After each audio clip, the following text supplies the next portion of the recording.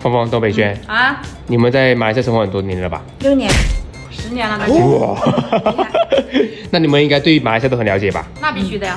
马上要新年了，你们说一下新年习俗。哇，太简单了，张嘴就来呀。张嘴就来。红包，抽干，你知道吧？你不知道吗？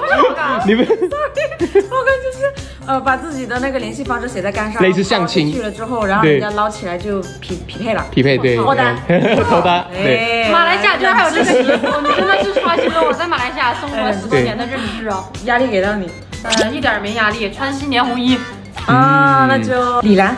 我转送李兰。打拉密，你转送拉密啊？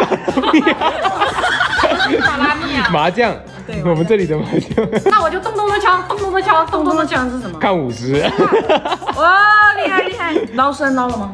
你没捞吧？我捞。我没捞到啊！你忘了？那我吃盆菜。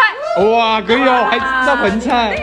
想一下什么？打鳌什么玩意儿啊？打牌打牌也是一种娱乐游戏啊，对，过年的打牌啊。你平常挺爱玩啊。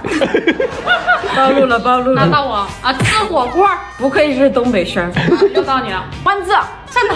你是不是说的好像赌狗一样？哪里算是这哪里是新年习俗？你不要乱讲哎。是不是在新年？我可没有这么教过你每一年你会带我去买万字啊？你说你买一下。我哪里有去买？就是那寓意着新年的一个好运。哪里有？你还讲今年也想着要你不要买万字。乱讲，这个让人家误会我，知道吧？那习俗啊，不是每个人都会去买个新字咩？没有，我从来没有这样教过你啊。